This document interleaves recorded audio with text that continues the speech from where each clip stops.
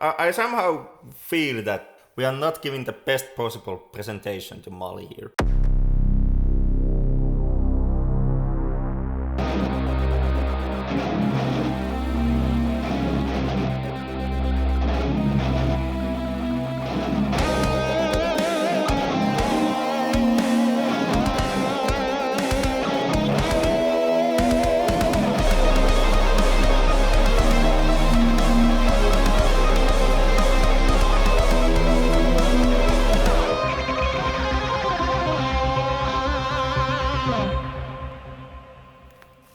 Nantsigonya magabiti babo.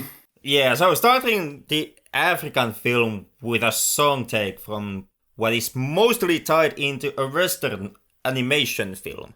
Sorry, wrong song. But precisely the right image. Like the very first shot of the movie is the opening shot of The Lion King. You can't avoid the connection there. No, unfortunately not. Even though I must confess, I really did try. Yeah, welcome to the Flick Lab. This is a film podcast that is published weekly. Every week we push out one new episode about any movie from any category from any country. But we tend to delve deep into the treasures of the international cinema. In fact, we have an international cinema challenge going on right here, and that's basically the only reason why we're watching a film made in Mali. Yeah, because you wouldn't touch a Malian film otherwise. Well, Is that what you are saying, man? I'm saying it wouldn't cross my mind, just like that. I'm both shocked and a tad bit disappointed. Oh, apologies for our Malians. But not for me, apparently. God damn it. Like, this is the man I have to work with. What, is this a reference to your Malian heritage?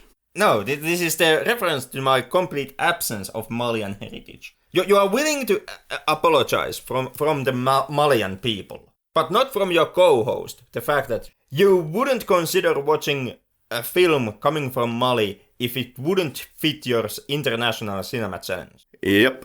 Like, I thought that I was working with a congeneur of film and cinema here. I thought we were making a real, kind of extremely serious and extremely varied film podcast.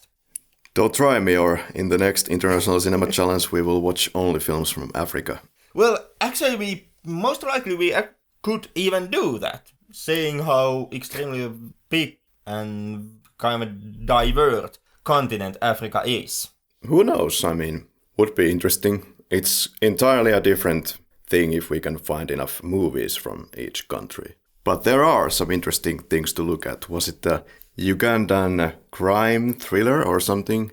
And it has very poetic lines like "Die bitch." Would like to check it out. Yeah, or you know, Who Killed Captain Alex, which we also would have to cover someday on this podcast. It just happens to be one of the greatest action movies ever made. One man against the entire Tiger Mafia. But Henrik, what the hell is a Mali? It's the thing that you score in basically in every game, like football or ice hockey. Yeah, the Finnish word for a goal, ladies and gentlemen. But tonight we're talking about a landlocked country in West Africa, and don't worry, we will also look at the actual film. But this is like the hardest episode of the International Cinema Challenge so far to pull off, because this required, well, at least 2 or 3 weeks of research to get like the hang of it, of what the hell is going on here. We were supposed to record this like 2 weeks ago already, but we decided that the workload is slightly taxing, so I was like, let's push this into the far future, Henrik. Yeah, the thing with Yelen, like, to give our listeners the warning right now, right here, before anyone actually starts to delve deeper into the podcast and possibly check the film out for the first time. The thing is that Yelen is kind of an extremely hard film to approach because it is so much tied into the culture of Mali and the tribes and people living in there, and there is a lot of the plot is tied into the context that exists in Mali, which is not in any way transposed into the West, to Western audiences. And that kind of makes the case so that when you start to watch this film, you kind of have to have the context, because the film is not giving you any context when you are watching it, so you kind of would have to do 3 weeks worth of background research before you even see the film. And I guess, like, more than in any of our previous episodes, this would be the one where we most try to give you the context of the film, like, to give you the loose framework around which the film and the film's plot works around, and to give you the first steps so that by getting the context here and then checking out the film, you may start your own journey to decipher what the film is about. Yeah, this is one of those very few episodes where I would actually recommend to listen to our beautiful voices before you are going to actually watch the film. It took us over a year, but we finally found a way to be actually useful to our listeners. Alright, so Mali, or Gaule, or the landlocked country in West Africa, is also the 8th largest country in Africa, 18 million people. Capital is Bamako, with 1.8 million people. Although largest city by population is Sikasso, with 2.6 million people. Roughly, north side of the country is Sahara Desert. South side is where most inhabitants live. And the economy is based on agriculture and mining. Third largest producer of gold. Produces a substantial amount of salt. Generally rich in natural resources. So you can imagine how rich they can be there. Like all the other African countries that have great mineral resources. So it's one of the poorest countries in the world. Yeah, but the unfortunate reality there is that even though they have the resources, they don't have the means and the infrastructure to actually take up those resources and put them into good enough use, which has led them into the unfortunate reality where, well, today it is a nationwide global race to reach the resources in Africa and in Mali. Well, Chinese are pushing very hard on this front at this time. That they are, but I would say that this is basically the general problem of African countries on a whole.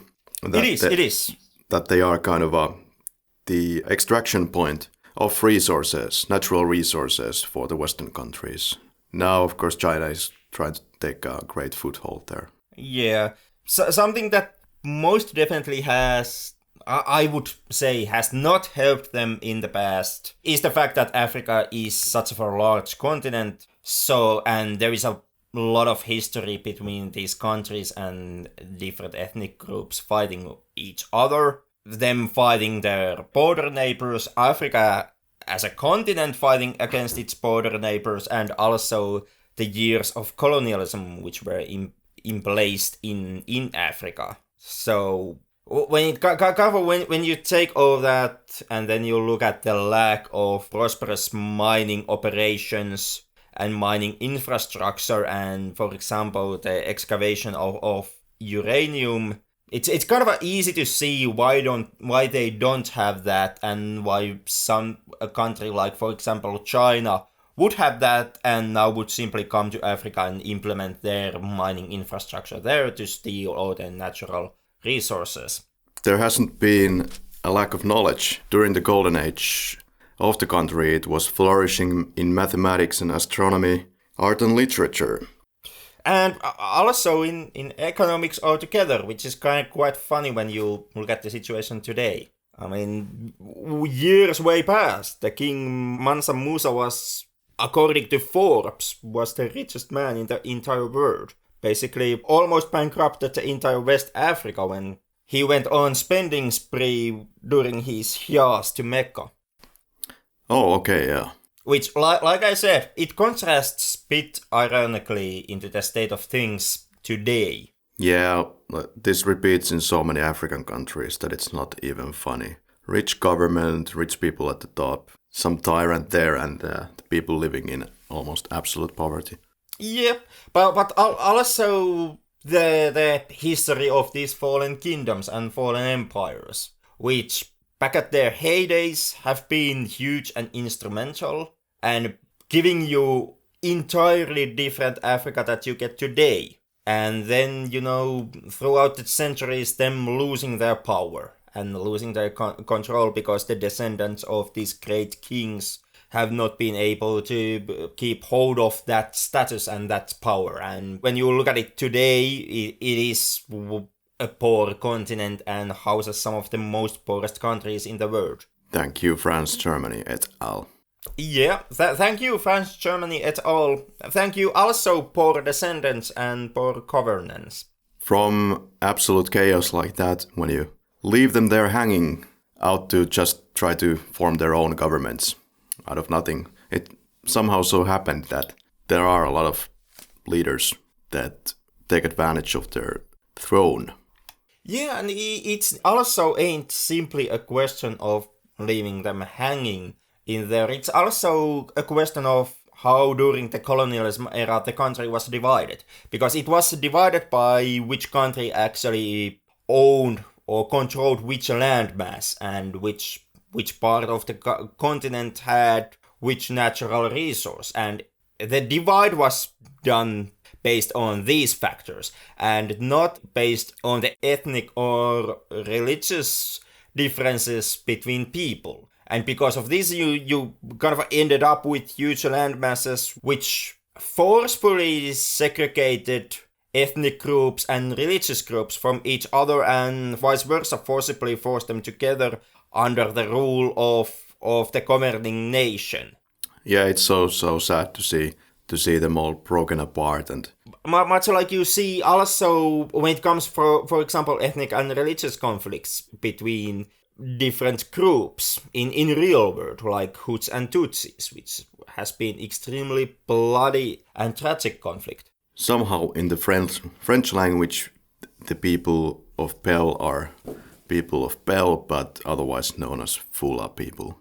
Yeah, something which today's film is not helped by at all, by the official English subtitles, which is weird combination of English and French words. Yeah, it seemed sometimes that the subtitler is not exactly on top of things of what is going on in this film, or it could be his French background. And not only on top of things that are happening, but at times I'm convinced that at times there were actual gaps where the characters were laying out dialogue and it was not subtitled at all. So yeah, during the scramble of Africa, France seized Mali to make it part of the French Sudan in the late 1800s. 1905, slavery ended in French West Africa. 1960, Mali gained independence. 1991, there was the one-party rule, which ended in 1991 due to a coup, and a multi-party democratic system was set up. But the problems have not really been solved afterwards. There are still many problems. January 2012, armed conflict broke out in northern Mali. Tuareg rebels took control of the north and declared a new state called Azawad. And this was followed by a strong French military operation Serval. In January 2013, result, the Malian and French forces recaptured most of the northern Mali. 2019, there was a massacre of 160 Fula villagers, the aforementioned Pell people, committed by Danna Ambassago group. They denied doing it, but the sitting president Keita ordered the group to disband. 900 schools were closed lately due to hostilities, with many of them occurring in the city of Mopti. And there is still a modern-day slavery in Mali today, around the Tuareg communities, especially, with as many as 200,000 people held in direct servitude to a master. The borders are insecure, one of the poorest countries in the world, average annual salary about $1,500 US. But there has been some reforms in the 2000s and the GDP has been growing. 94.8% of the population is Muslim. The country is home for people of Bambara, Soninke, Kasonke, Malinke, all part of the broader Mande group, and several minorities.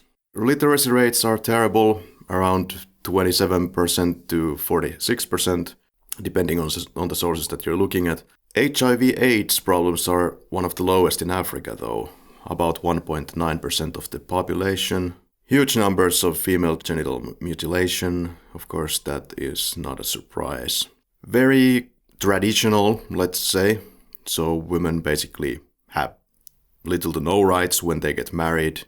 Women are blamed for the mistakes of their children, and women are discouraged to join politics. But it's not all bad. Mali has some important sites. There's the UNESCO World Heritage Sites and the historic city of Timbuktu that everybody knows by name, but probably almost no one knows where it's located. So Timbuktu is in Mali. Shockingly, we have a population, as mentioned, of about 18 million people. But of those 18 million people, according to my sources, only about 900,000 people have mobile phones, 45,000 televisions, and about 400,000 internet users. It's like 5% of mobile phones for the entire country. So to sum up your point, it's a country that has a high illiteracy rate, it's extremely poor, and there is a rampant human rights violations going on, but it has really nice sights to see. Well, hey, have to pick out the positives in this podcast.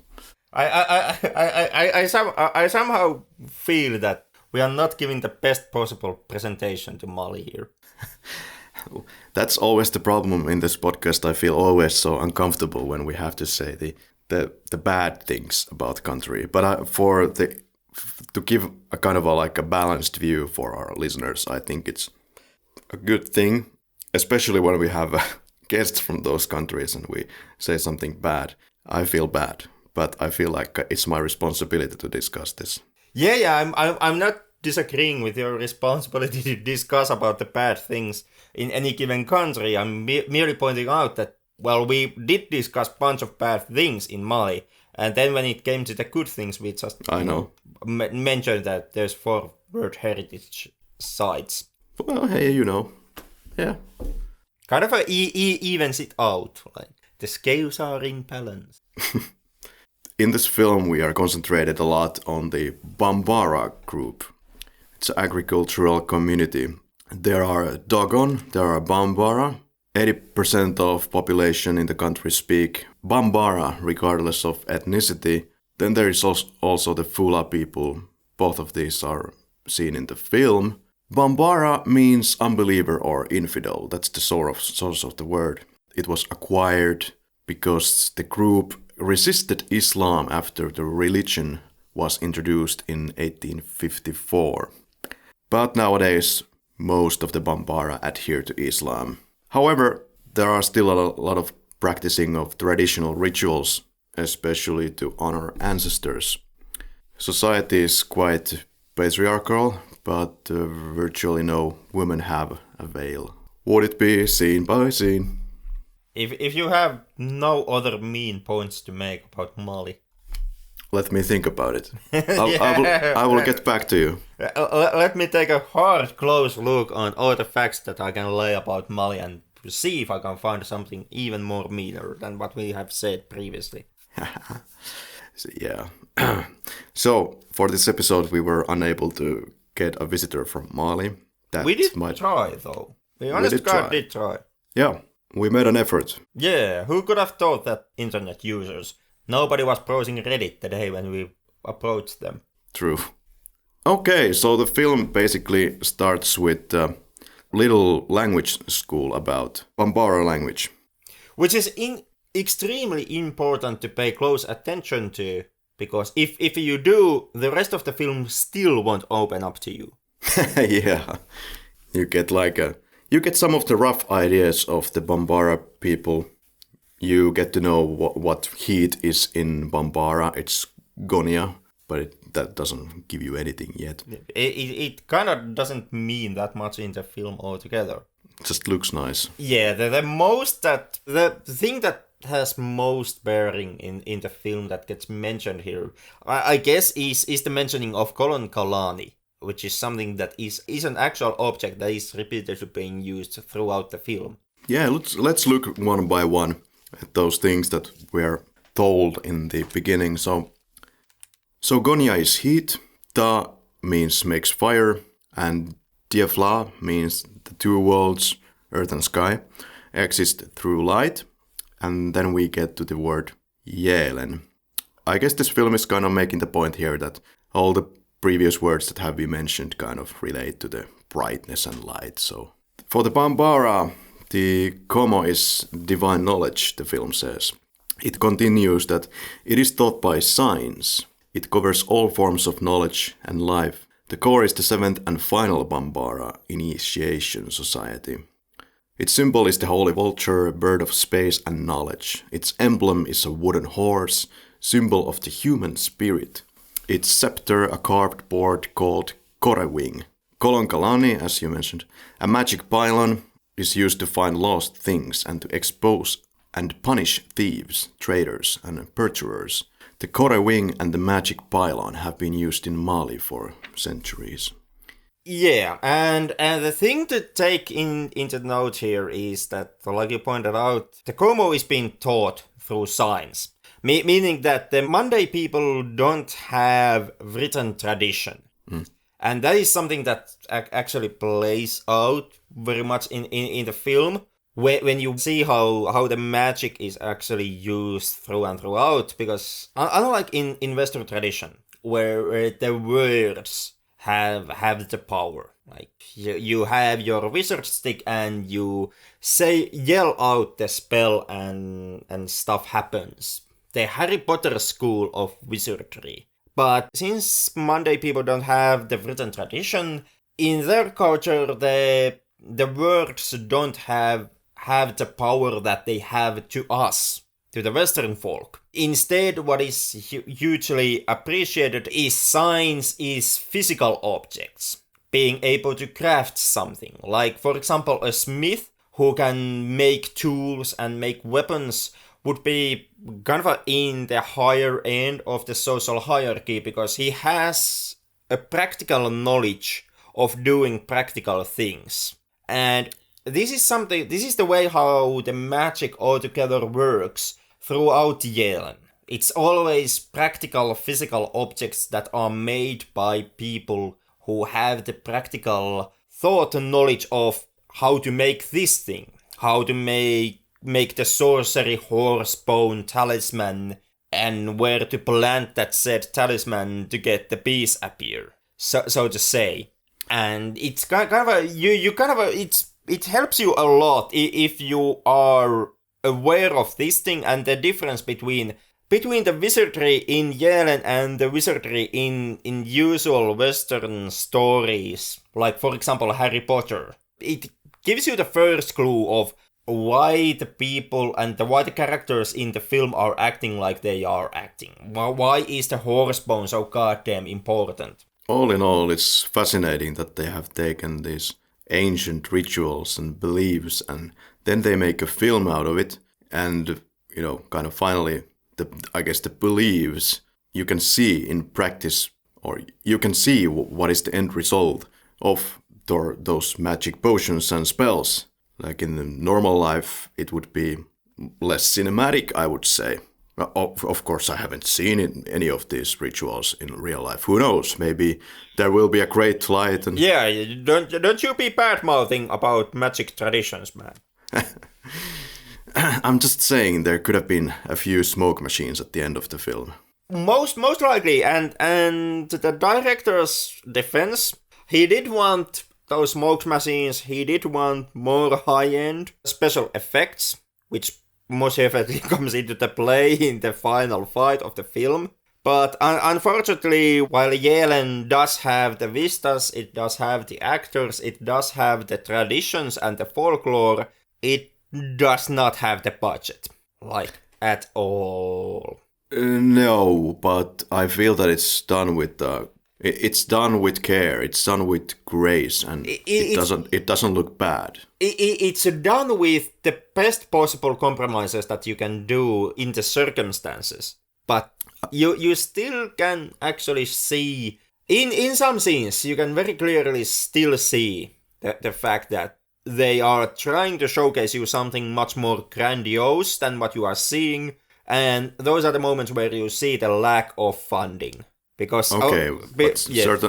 certainly didn't bother me at all. It did bother me a bit. Like there are the scenes where they use the magic and where the magical world of Yelen is kind of more largely played out, and in those scenes I would have actually wished that there would have been something more. Just that small bit of extra to make those moments kind of more grandiose. It's not that surprising. The difficulties and the problems of the production are not that surprising, seeing that the film comes from director Souleymane Cissé, who has had previously problems in Africa related to his films, many of them which have been way more political and way more topical than what Yelen is. Like Yelen is kind of the easiest of Cissé's films, and most definitely politically wise, because what Yelen is, it's a historical fantasy epic, so to say, and the relationship on the modern day politics in Mali are kind of loose and extremely hidden under the subtext, but that has not been the case in Cissé's previous films, which have been very openly political and very openly topical upon their release, and this has gathered quite a lot of problems for Cissé to work in Mali. He has been jailed in the past because of his films. Official reasoning behind the jail sentence being that he had accepted French funding to make his movie, but seeing the context and the topic of the film, you kinda take that notion with a grain of salt, and it's very easy to see that why he landed in jail was because of the topics of his film.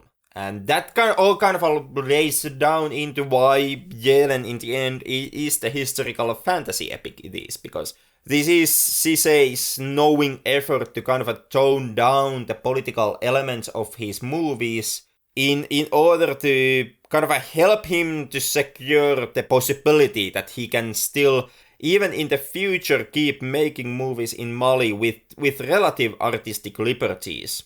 It seems he has been doing a bunch of documentaries, IMDb says, but last feature film from 2009. Like you said, the Como is the divine knowledge, and it's taught by science, and like the movie says, all knowledge covered, and life itself with this word. So, unlike I have been suggesting to Henrik before, well, it's basically laid out here. This doesn't state anything about Como being a god, but you could read it like that if you don't have the context. Yeah, in the context of this film, what Como mostly plays out is a closed societal group of magic practitioners. Kind of like a wizard Illuminati that exists in the nation, and as seen in the movie, mostly is a bunch of old men who just sit around and drink extremely stale warm beer, which on its own already is pretty disgusting. Just to have this on, I think we have to really drill these ideas into the listeners' heads still. So, Kore Wing is a carved board, and also known as Kore Scepter. And the scepter plays a huge role in the film, which is with which the son tries to challenge his father to an epic end battle. Yeah, Kore Wing being kind of the closest relative of the Western sorcerer's magic wand that this film has. It is not way nearly as prolific and as important as that wand is, for example, to Harry Potter. But that is kind of the closest relationship that the culture of this film and the Western culture can kind of tie together with Kore Wing. And Kolonkalani is the the pylon that the father is carrying with his servants, right? Yeah. Basically a searching tool, which can just lead you into different locations and can expose to you people who have done wrong. It has many purposes. Throughout this film, it mostly is used by the father and the Puffing Diarra, one of our hero's uncles, who both try to find our hero. Yeah, and the way that these pylons work is that you take two servants who carry it, and then you just keep repeating the same mantras about a god figure that has to help with this pylon to find things, and you repeat it until your servants die of boredom. Or until you find what you are looking for. But you kind of have to keep the spell consistent. Like, once you stop repeating the spell, the pylon stops working and won't work until you continue on repeating the spell. Is that it, or is the father just kind of obsessed about his boy? Well, he is both. Yeah. God damn it. That is the main thing that the father does throughout the film. Is just go from one place to another, looking for his son. Cast of characters. Let's go through this real quick. We have the superstar of the night, Nyanan-Koro. We have Nyanan-Koro's father, Soma, who wants to kill Nyanan-Koro. A shocking beginning for a film, I have to say. And you're looking for the reason for quite a while in this film. Nyanan-Koro's mother, who I believe her name is not mentioned. Nope. She disappears pretty fast during the beginning of the film. Yeah. Then we have Jigi Diarra, also Puffing Diarra. And this is the uncle that Nyanan-Koro, the son, is looking for so that he can challenge his father for an epic battle. No, Puffing Diarra is the evil uncle who is helping Soma, Nyanan-Koro's father, to look for Nyanan-Koro. Okay, wait. So, okay, we have Jigi Diarra and Puffing Diarra. Yeah, Jigi Diarra is the good uncle. Nyanan-Koro's father's brother. Because this, Yeah. This was really confusing because... Oh boy, is it ever. Because right. Because Puffing Diarra does not show up in the film except in two scenes. Two fucking scenes. The first one being just a one image of his backside, which Nyanan-Koro sees when he's looking at the cauldron where he sees the people who are hunting him. And then he just vanishes from the film all of a sudden and is never seen again and mentioned only once. And Jigi Diarra, on the other hand, is played by the same actor who also plays Nyanan-Koro's father, the famous Soma. So the only difference between Jigi Diarra and Soma being that Jigi keeps his eyes closed because he's blind.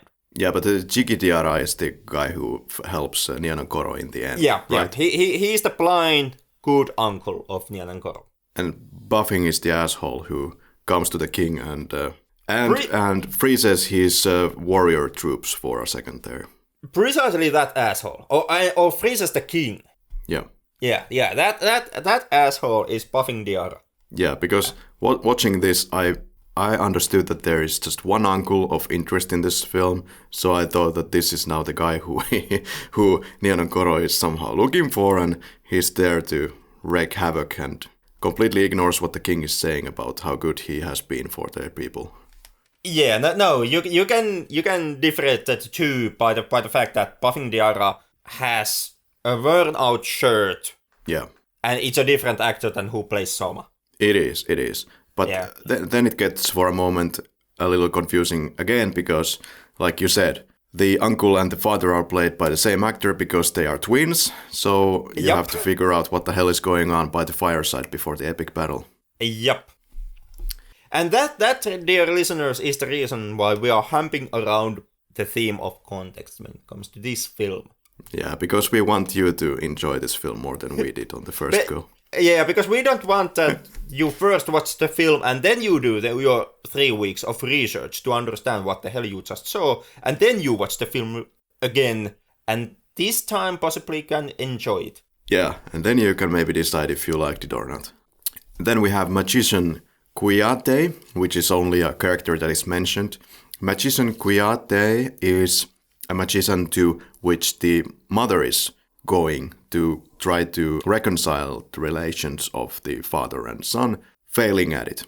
Then we have Jikutikui, and I believe this is different from Jikui Diara. There's a Jikutikui, and it's a friend of Soma. Then we have the king, Urumaboli, and his assistants Guelatio, Bama, Tufando. Then there is Attu, the youngest wife of the king, which Nianankoro takes to himself. Yeah, we have to get back to Attu in the scene by scene, because Attu is a bit problematic. Yeah. Then we have nothing of importance. No, those were the major players. And if the dear listener is confused at this point, just imagine, seeing the film for the first time. Did we mention animism yet? No, we didn't. We didn't mention animism. So the religious belief and the magical beliefs in the film are centered around the theme of animism. The basic belief that every living thing has some kind of a spiritual power inside of them. Some living things, like humans, may have it more than some others, like for example rats, or trees, or flowers, but they all have. And that kind of spiritual force that lives inside all of us is, in film, it is referenced as Niyama. And the sorcerers or wizards of this film are referenced as Niyamakolas. Roughly translators as force handlers or something alike. Yeah, basically, imagine a world where even the letters that you write have a soul. So everything around you is full of color and miracles. Maybe this is a great way to the positive thinking movement. Could be, but on top of that, to actually understand something that happens in the film, it is important that you know that in advance. We start the film with the sacrifice. The father of Nianankoro is doing his magic spell and he's talking about Mari, the god of brush, hunting, swamps, etc. So the way I read it, this is a very powerful god, basically responsible for everything. The god which knows the secrets and actually burns a real chicken as far as my eyes can tell. I would say that the special effects department of this film wasn't quite up to 2019. So what they did was burn a real chicken, and probably the humane animal treatment organizations weren't monitoring this film. Yeah, I don't think there is such organization guiding the film industry in Mali. And God, it looks painful and it was horrible to watch. Yeah, the first thing, there are a couple of problematic elements in the film, and the first one is the animal cruelty, which is very real and does happen really. Like, 2 chickens really do get harmed. Most likely also killed in course of the film. The second one being the chicken that is being bled to fuel the Soma's Koreving. Of course, you could probably do this effect with optical composition, but it looked way too real to me, and it also sounded really real. Yeah, so if you are skittish with animal cruelty, maybe take that one into notion before, going headfirst blindly into this film. Because This is, burning the chicken alive is the second shot. It's directly the second shot of the film. The first one is the Lion King sunrise, and the second shot is literally burning alive a chicken. Yeah, it's so uncomfortable. You have these religious beliefs and... It is problematic element, in the sense that you do have the religious beliefs of animism, that every living thing has niyama, the Holy Spirit force inside them. So in that sense, the chicken's life matters a lot, because the niyama the chicken carries within him.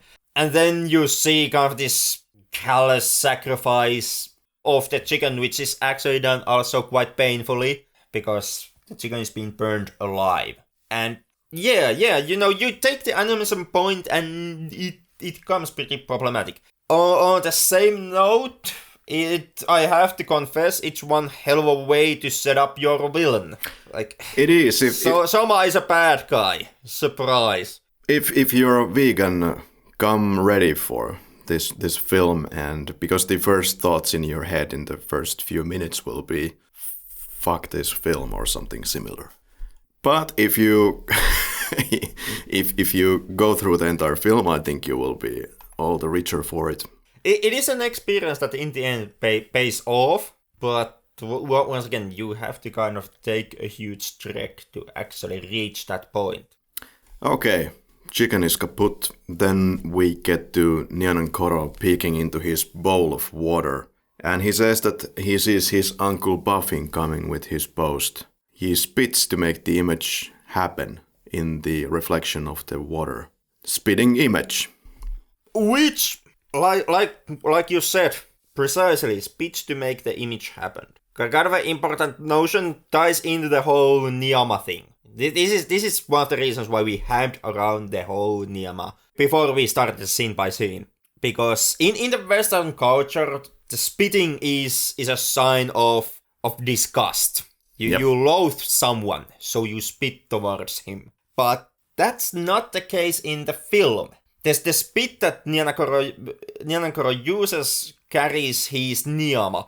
The common belief being that in spit, in your spit, there is a large quantities of niyama. So when Nyanan-Koro is spitting in the cauldron, spitting at the images he sees in the cauldron, he is doing that precisely to make the images appear, to make the magic happen, and not out of feeling of disgust. I made the decision, which I haven't really done before in this podcast, where I pick a extremely complicated looking international cinema film and just pop it on without any kind of background research. That was my first watch. And I was stopping the image in the beginning of the film several times, even though I wasn't even taking notes on this run to get the idea of what the hell is going on, which I didn't. Yeah, like said in the very beginning of the episode, the film does not give you the context. The film is not made for you as a Western audience. This is made for African audiences in mind, and they have the context already through their culture and heritage. Me and Karri, we don't. So we had to do the background because the film doesn't spoon feed you. It doesn't give you its context in an easy, ready-made package. If it were to spoon feed you, you would see these black and white text slideshows for about 15 minutes before the film. The film would be twice as long. This scene with the mother is really interesting. So, Nyanan-Koro's father is coming with his post towards the village where the mother and Nyanan-Koro are staying. And the film makes the notion that Nyanan-Koro will be found wherever he goes by his father. And they've been on the run for the longest time, something like 10 years. Mom constantly makes the notion that your father is a terror. And you don't know him, but I do. And no one can withstand his magic poison. She even humiliated herself to save her son. And the son, Nyanan-Koro, immediately kind of brushes the whole notion away by making the notion that he has to face his father because he's a man and he has to deal with the situation. Yeah, to which the mother just laughs and you can't do anything against him. Like, she makes the notion that in one strike he'd burn you to ashes. A conflict is made with the quote of that Nyanan-Koro utters, "If my father didn't want me, why did he marry you?" The mother gets really uncomfortable with this and does this gesture and throws something over his shoulder, or it's looking like that. To veer off evil spirits is how I read it. Because he says that only an accursed son talks of his parents' ties. And I gotta keep that in mind for the next life. Nyanan-Koro apologizes Mother makes the notion that naturally you'd like to know why your father wants you dead. Yeah, like at this point we are starving as an audience for the information. Yes, please. And you will be starving for the rest of the film. Until the final battle, in fact. Maybe even longer. We can get to that once we reach the final battle scene. So she hands first a fetish, like a amulet or bringer of good luck. In this context, a fetish. Yeah, fetish not being the sexual thing. Exactly. Something to wear at the throat, night and day. And then she hands over a second fetish, which is to be delivered for Jiggy, who is living with the Fula people, who is the uncle of Nianankoro. Mother will separate from her son in the early parts of the film. She is heading for Monday. It's a commune in the country. She goes there to look for the help of a magician called Kuyate, as mentioned, for reconciling the relationship of father and son, but that didn't seem to work so well. Then we see the father. He breaks into the Nianankoro's and mother's house, but the house is already empty. Or that's how I read it. I suppose you could read it that it could be any house, anywhere. To me also the implication that the film is making is that Soma, the father, reaches Nianankoro's and his mom's hut, but he's too late. Yeah. And we see Mother and Nianankoro on their little travel. Mother hands more stuff for Nianankoro. It's, I guess, another thing to give to Uncle Jiggy as they separate. Well, father is once again on the road, going on about the skies and swarms and all that jazz. Yeah, so the father is on the road and they run into a lady on the fields who helps the Kolonkalani carriers, which is the magic pylon that is very important for the father. The father is keeping up the magic so that the boys will carry it onwards. Yeah, so they drink water and then they finally arrive to a commune. Keeps on going about Mary God of the Brush. There he meets father's buddy, and father complains to him that his son Nianankoro has taken their ancestral fetishes, secrets of Bambara lore, and fled the country. And the movie highly suggests that this is somehow bad. Yeah, well, had Nianankoro taken the fetishes, that it would go against the laws and rules of Como, the wizard Illuminati of the film, and it would make Nianankoro a thief, which in turn would kind of make Soma's, Nianankoro's father's, search and kill mission kind of justified. He would be punishing someone who has stolen and through this act of thievery breaking against Como. However, if this father is talking about the fetishes that he just received at the hut in the beginning of the film, those are all for the purpose of avoiding the father. Of course, he could be talking about some other fetishes. Yeah. So, the question with the fetishes is never answered fully. Soma goes around repeatedly making the case that Nianankoro is a thief, and he has stolen the fetishes. In the beginning of the film, you see the mother hand Nianankoro the two fetishes. And where has the mother gotten the fetishes is never actually laid out. You don't know what fetishes those are. Are those the famous fetishes that Soma makes the case has been stolen? But with that in mind, it is also laid out that Soma has exiled his son Nianankoro something like 10 years ago already. Or as stated in the ending, it seems that he did that when he came out of the mother's womb. Yeah, it kind of gets confusing, like, because there is also the mentioning of the 10 years on a run. Which is not the age of Nianankoro. Which is not the age of Nianankoro. So, it comes to a question, like, has the father disowned Nianankoro right after he was born, but still kind of tolerated his existence and not exiled him? I suppose. That is one reading you can take, but like I said, it's just a reading. The film does not give you a conclusive answer on this matter. But whatever the case, Nianankoro has been on the run, hiding from his father at least for 10 years, if not even longer. So that lays, if Nianankoro really is a thief, if Soma's claims do hold some water, in that case, either A, Nianankoro or his mom has sneaked back into Como-controlled territory and stolen the fetishes recently, or they have stolen the fetishes at least 10 years ago and Soma is incredibly slow on the intake. Well, I feel the father. I would be mad as hell if all the fetishes of the commune would be removed. Yeah, but there is the whole problem of at least 10 years. Like, is Soma really that stupid that he hasn't, in 10 plus Nianankoro's age, which is, I don't know, 25, 30 maybe, years, he hasn't noticed that the fetishes have been stolen except just recently. I was trying to make the ham-fisted joke that if we were talking about the other fetishes, this watching of this movie will be way more fun. Kinda, yeah. Kinda not, because maybe fetishes comes into play otherwise in the film. Oh, they do. But there is also the reading that the whole claim that Nianankoro's father repeatedly makes throughout the film, that fetishes have been stolen, that it may just be a lie. He's lying to get a public justification for his hunt of Nianankoro. And that's kind of the reading I took from the situation.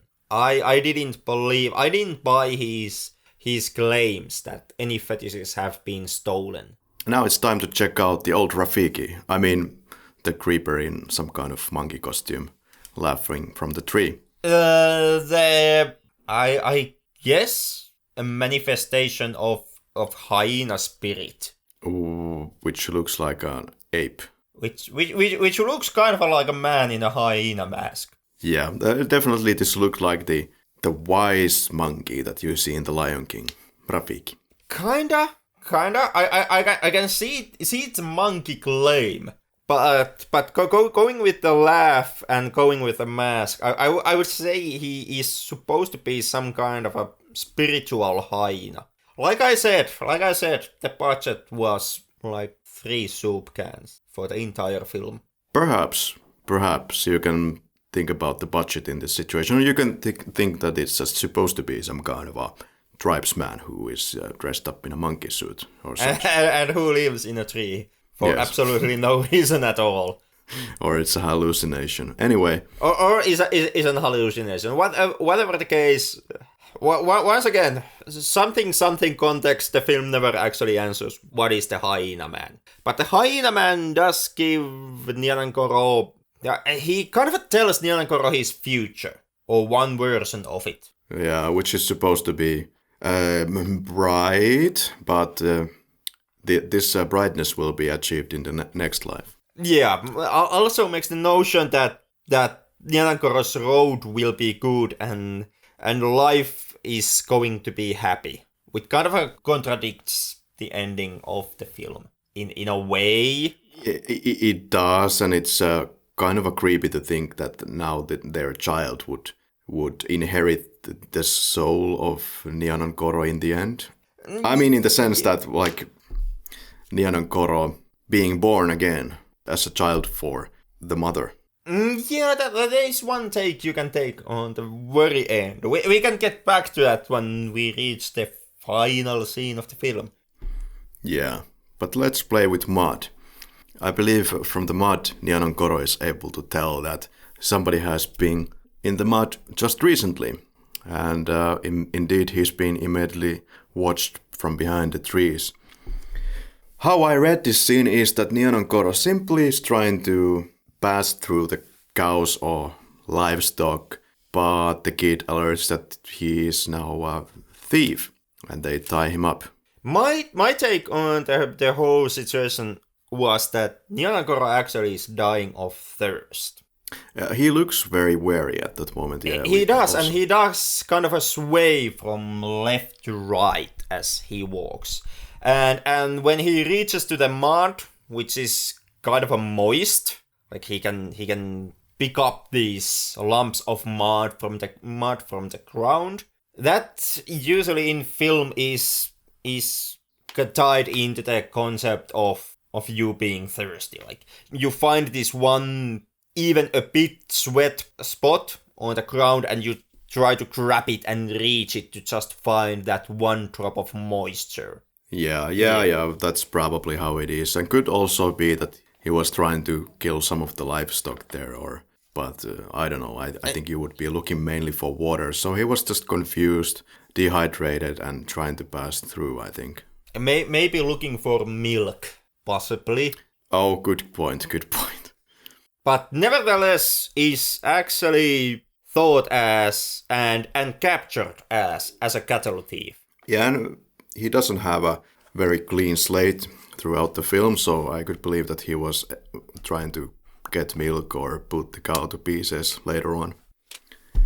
Maybe, because something to take into notice here is that Nianankoro is kind of an ass. Yeah. But yeah, they capture him, and we got for the last scene of the mother where we see her in the film. She's in the bed of reeds. It's a pretty scene. I like the establishing shot. It's really nice, and calls for gods to save his son. Something about don't let weeds overgrow the house of the Diara. So yeah, to keep the Diara alive, basically. Yeah, keeping the bloodline, the Diara bloodline alive. Yeah, Diara, which is also a small town and commune in Mali. Yeah, but in this case, being the last name of the major players. The name Diara coming from the legendary king of Bambaras, Ngolo Diara, or something like that. Really don't know how to pronounce the first name, Ngolo. Ngolo, I guess. Yeah, but yeah, he was kind of this legendary king figure of the Bambaras. The Diara bloodline ruled the Seko kingdom from 17th, which highlight was kind of established by Ngolo, who was freed slave originally and kind of rose from there as a conqueror, who conquered the Peol people and the city of Timbuktu, amongst other things, and from that kind of built his empire, his kingdom. And that kingdom later on was ruled by his descendants, the other Diaras.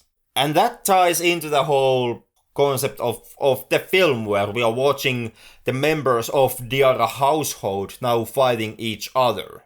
Soma Diara against his son, Nianankoro Diara. And kind of the price that conflict has. It kind of comes into a point where the house of Diara is kind of being undone by the warring factions of the said house.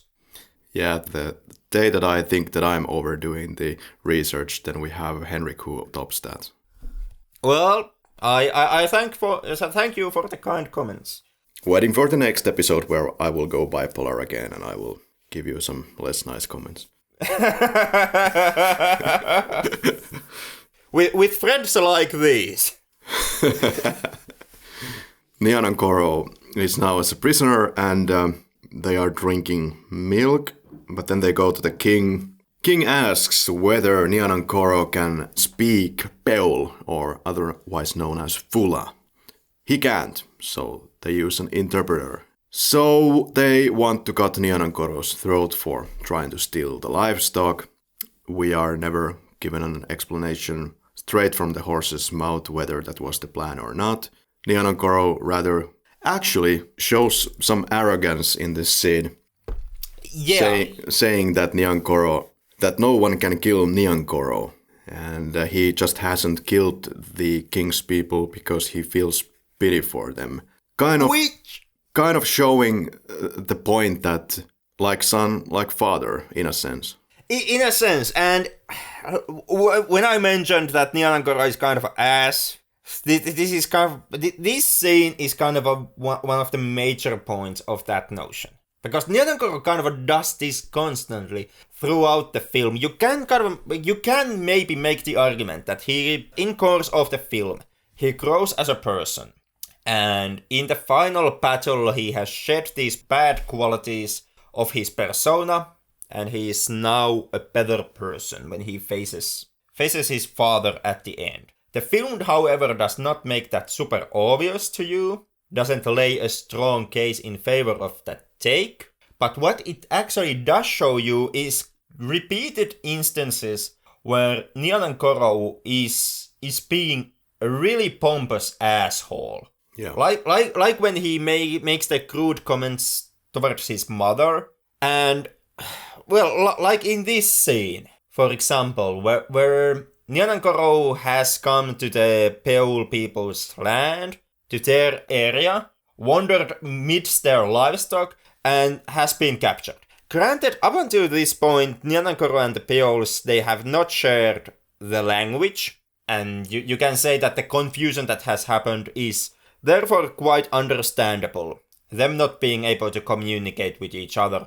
But now the concept of interrupter is being introduced into the mix, and now the line of dialogue has been established through the interpreter. So Nianankoro, hearing what he is being accused of, does not try to any way understand the king, understand the coming point of the Peul people, that does not try to explain his actions, that does not make the case that I was not trying to steal your livestock, I was merely dying of thirst, I was desperate, I was just, trying to get one drop of milk.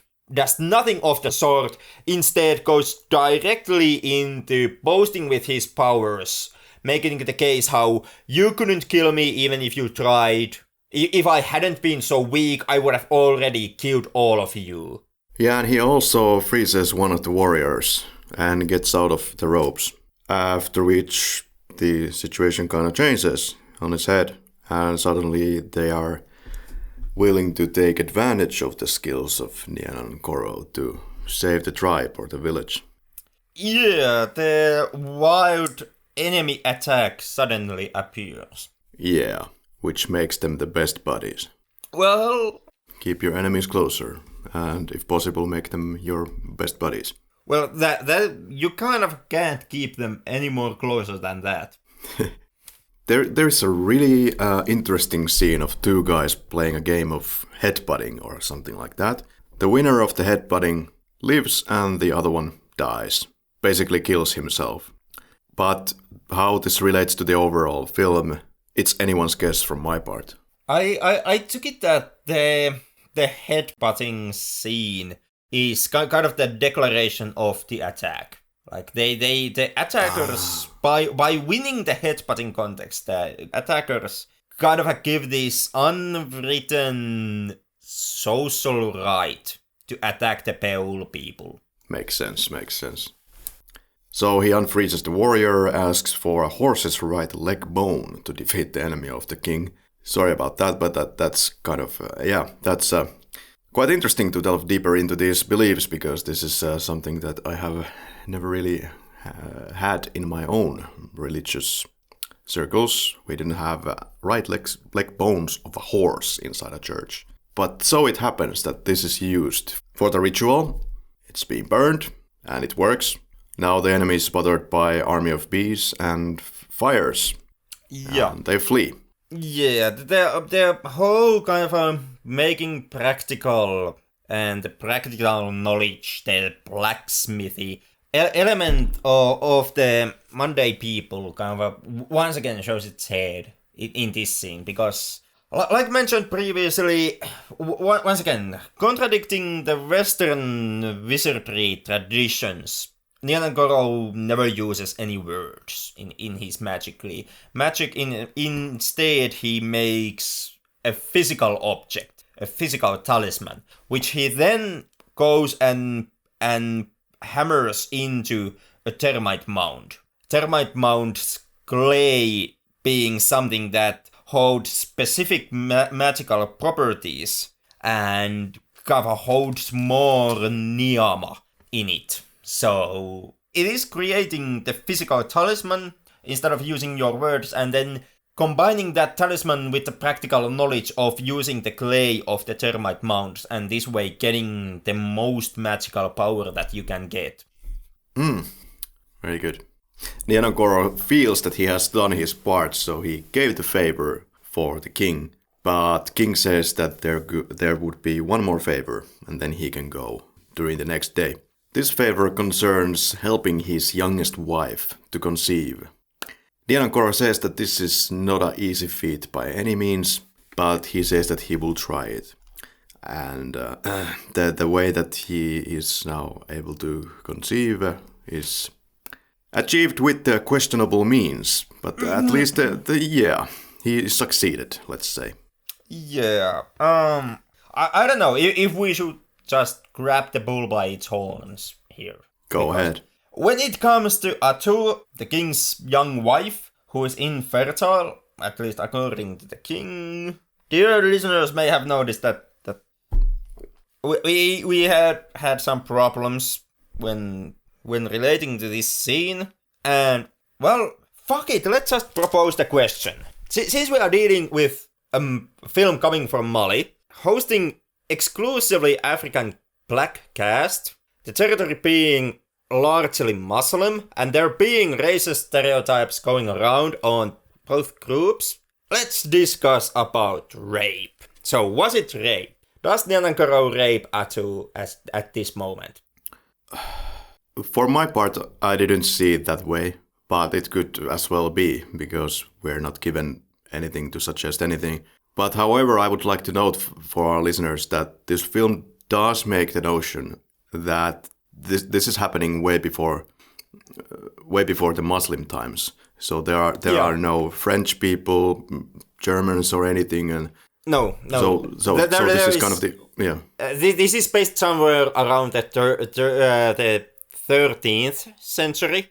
If I spot the timeline kind of correctly, so this is very infancy of the Bambara people themselves, and way before the religious divide between the Muslims and the Christians and so forth in the region. I merely did point out the religious aspects because of the racist stereotypes that are being tied to them today, and because we are watching the film today. Because to me, that was kind of that was the immediate reading that I got out of the situation. And the reason why I have been dreading this moment is that when I started to do my background research on the film and studying what other people had said about the movie, I very quickly noticed that this scene and the animal cruelty, the sacrificial of chickens, were the two elements that were very often kind of just jumped over, not mentioned in any way, or if they were very quickly made one short notice and kind of swept under the rug. And to me, it actually does not read as anything else but rape. Because when the scene starts, when Atu and Nianankoro are simply sitting there together, they are very awkward between each other. There is no romantic tension, and I would say not even sexual tension between the two. Then Nianankoro passes her something to eat, something to put into her mouth. She makes this cringy face, like it tastes bad. Nianankoro is not handing her a piece of goddamn Mars bar, or anything that you would regularly eat. It's not precisely food. Right after that, she starts to kind of wave back and forth like Nianankoro was waving when he was thirsty. And then she starts to strip her clothes. Jump cut into that face of a lady, returned back to village, and Atu is crying constantly, and Nianankoro makes the case that my penis betrayed me. Yeah, that's an interesting note, because I wrote that it was some kind of a magic food that he was feeding for Utta, and this possibly cures the infertility, or it doesn't, and then maybe at this point Nianankoro's magic is failing him and he gets desperate and then forcibly or unforcibly has sex with the lady.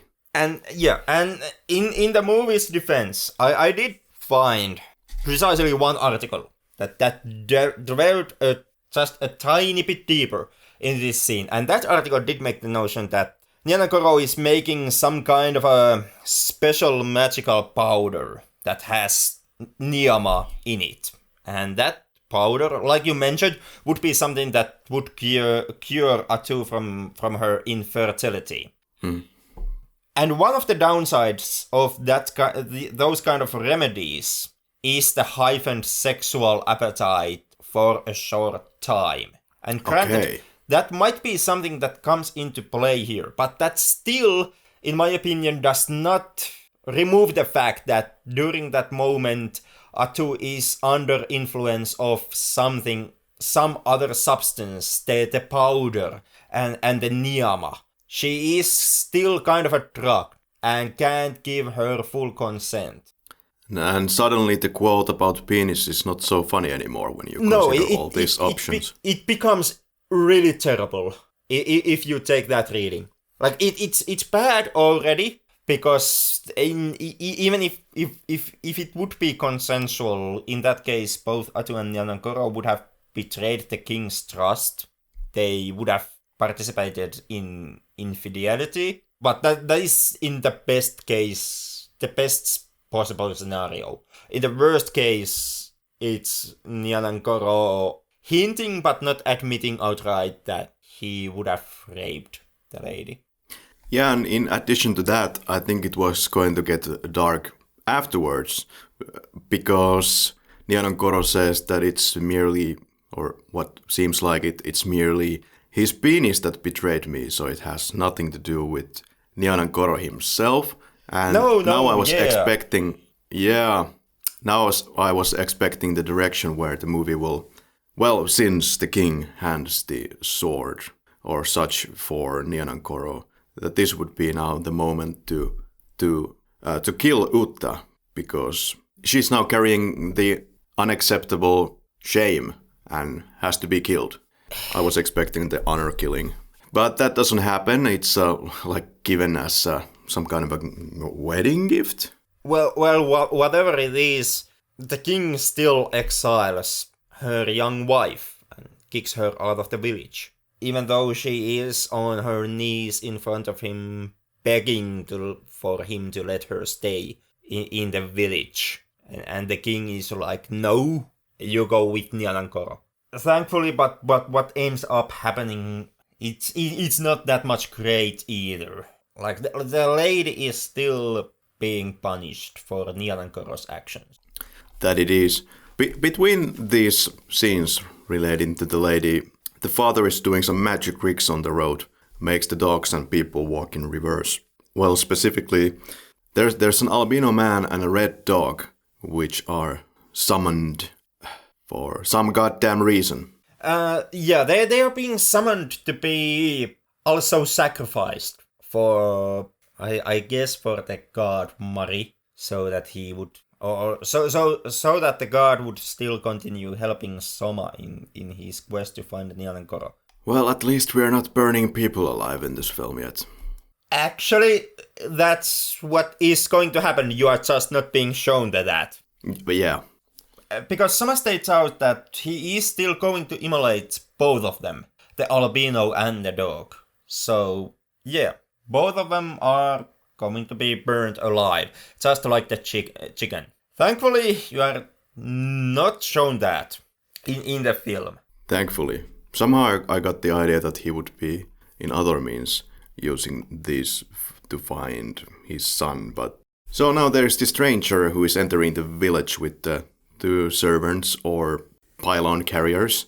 So it's this bad uncle, Uncle Bafing, and tells uncle that this nephew Nyanagoro was there. The king tells to Uncle Bafing that Nyanagoro was there, but he did a lot of good stuff, and for that reason he is not willing to give the location to this guy. And in fact, due to his applying his little freeze magic to the king, he humiliates the king in front of his warriors. That he does. Kind of once again tying down into how the Diarra household And through that, basically all the magic users you see actually practicing magic in this film, they all are assholes.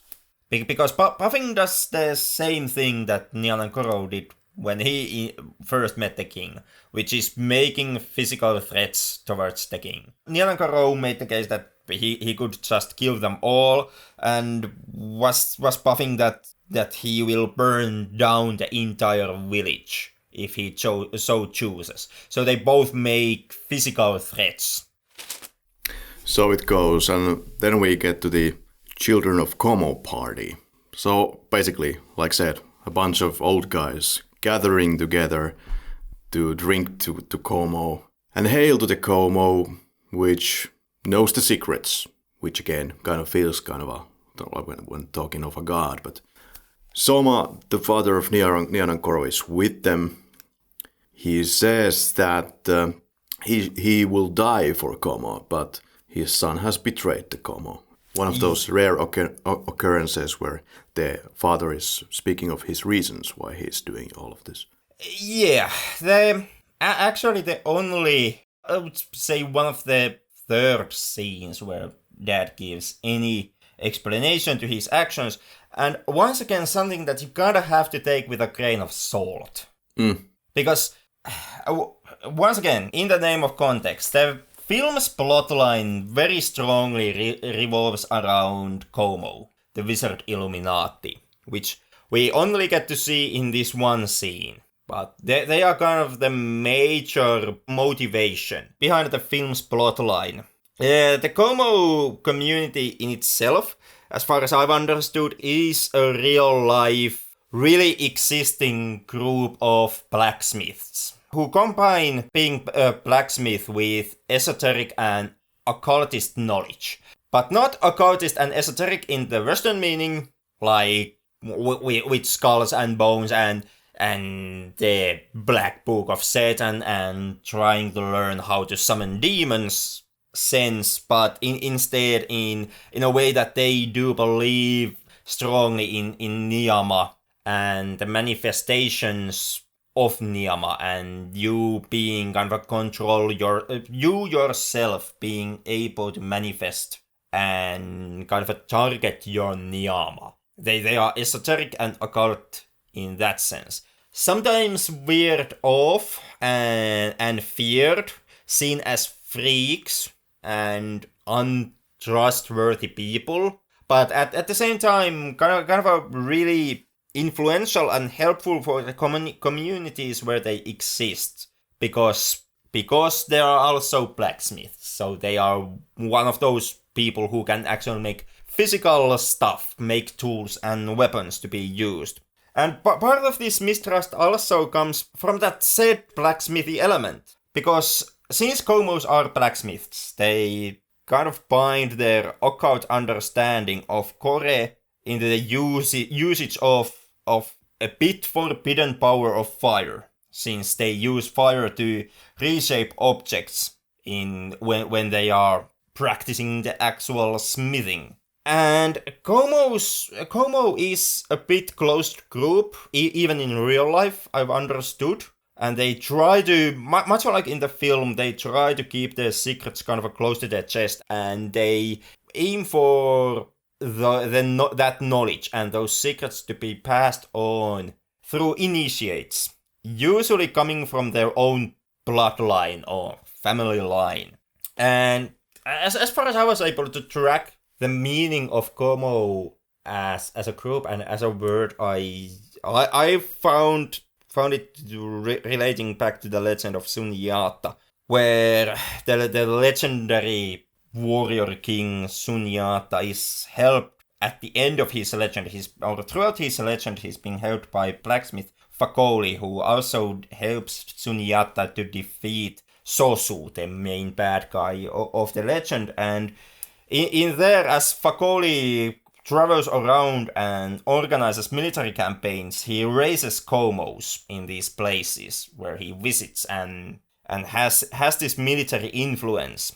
The theme of the Komos kind of comes down into play in Yelen in form once again, as a closed up wizard Illuminati group, which also kind of works as a representation of a corrupt government, because the Komos, through their magicry and their sacred and guarded knowledge, they can have this influence on society, and through the influence they can very much control the societies, because Komos administer the power of Korei, the seventh and final stage of initiation into divine knowledge, as stated in those opening texts of the film. And the main gist here, the main plot conflict, stems from the fact that Soma, Nyankoro's dad, is part of Komo. And as a member of the Komo, he is supposed to pass down his knowledge to someone, to have an initiate of his own, most preferably Nyankoro himself. And Soma has actually gone against tradition here, because he has precisely refused to do that. He has refused to take an initiate and pass down his knowledge. He's breaking against the tradition and breaking against the rules of Komo. And that kind of is the center of the conflict between Nyankoro and Soma. And also the main reason I see why Soma goes around telling everyone how Nyankoro is a thief and how Nyankoro is some kind of a bad guy who has broken against Komo, even though logic-wise Nyankoro would never even had a chance to do that. Yeah, so basically, given that there's so much to research for this film, you could question if the actual starting titles, the teaches the texts in the beginning of this film, you could wonder if they were in the actual original release, or is this just something to help out the Western audiences? I would very much believe that is simply put there to help out the Western audiences. Yeah. Because, once again, the print we are looking at, this is an international DVD release of the film. And because of that, this is the form of the movie that has been kind of meant for us, for the Western audiences. Very much in the same way, like, for example, this film, Yellen, it has traveled through around the movie festivals, international film festivals.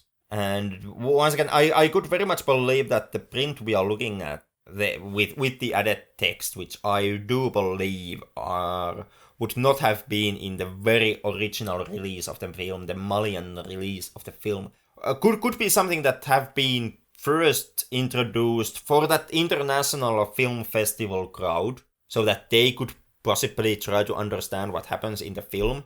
Yeah, there's a beautiful nightly landscape shot at 10:30 roughly.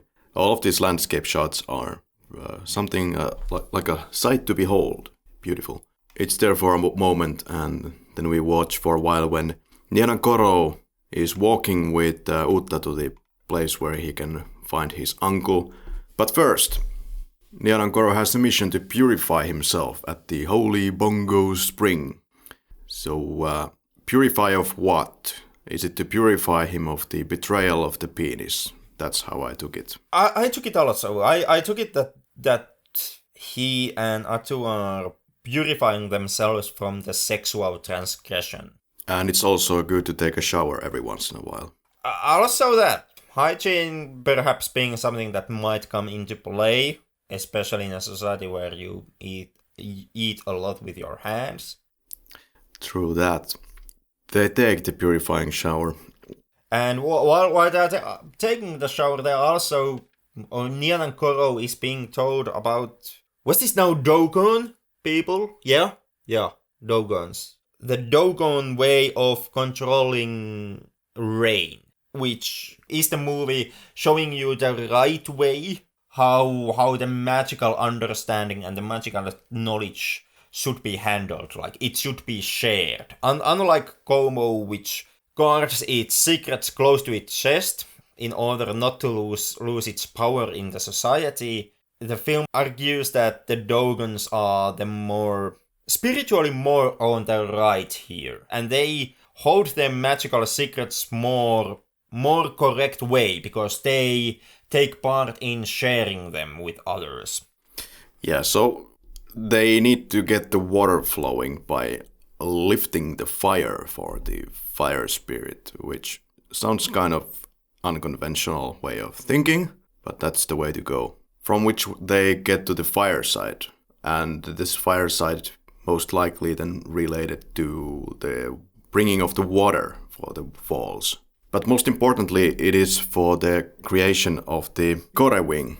Yep. And it's revealed that Attu is pregnant, and it's a figure out of camera that says that. It takes like half a minute before we see who that person is. And there is a little bit of a shock treatment for the audience. Because it appears to be the father, but it's then cleared up that it's not the father, but it's the uncle, the good uncle. That he is. Identical twins. Yeah, maybe the budget didn't allow them to have more actors in the film. Who knows? Well, like making of documentary that would explain everything that went through into this process is something that is lacking on the DVD release. Yeah, 0 extras on the disc. 0 extras. The budget didn't cover even those. The best extra on the disc is the naming of the final scene, which we will get to, but it gives the confirmation of what is happening. It does. Like, to understand the film, go to the chapter selection of the DVD. Yeah.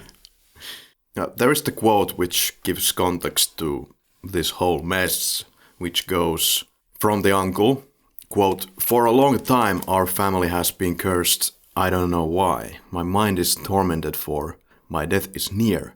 And I don't see who after me can interpret that curse. That worries me."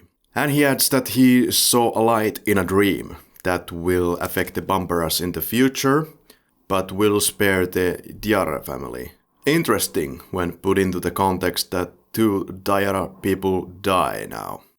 They do, but through Niankoros' discretions, he has fathered a child, and that child still can continue the Diarra bloodline. And the slavery is addressed, so he continues about the descendants who will go through a big change. They will be slaves and will deny their race and their faith, subject that we discussed in the Sugarcane Alley episode. Yep, and kind of a subject that in African cinema, I believe, is quite often raised. What I have seen African cinema, it very often does somehow.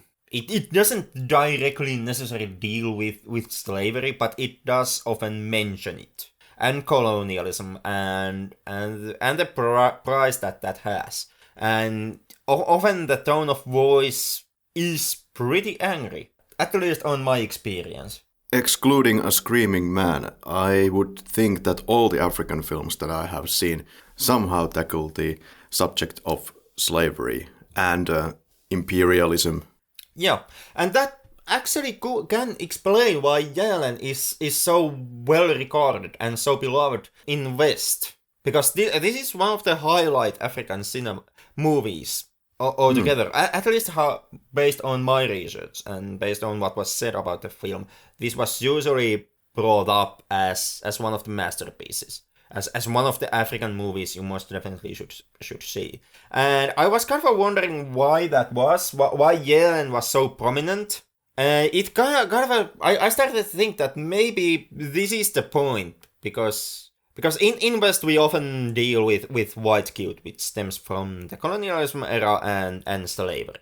And we kind of feel bad for basically anything and everything in the world, and the fact that it rains today. And with that in mind, coming repeatedly face to face with African cinema, which takes an angry notion towards slavery and colonialism, it may feel a bit hurtful. It may kind of ring that white guilt bell in you. And then here comes Yellen, where once again slavery is brought up, but it's being brought up extremely quickly, where it really does not tie into the story in any way. the tone is not angry, it's kind of a more tranquil. It is, I see slavery coming in the future, but we still will be okay. It's not the end of us. There will be a change for us. And that whole thing is basically, or the direct acknowledgement of slavery is just in one sentence. Yeah, throughout the film, I found it interesting that it seems to be some kind of a Bambara way of acknowledging what somebody is saying, like saying every time one part of the sentence is said. Mm-hmm. Yeah, but I found it a little bit humorous at this point when Nyanan Koro goes just like, okay, there's gonna be a lot of slavery and suffering. Yeah, he's a very cool-headed guy. He is, but that may kind of a feed into this being an easy to watch African film in the West, because the slavery is not addressed that strongly. Yeah, you can like if you are a film podcaster, you can make the case that you consume world cinema. You watch international cinema. I watch this international African film here, and it doesn't not ring your white cute bell.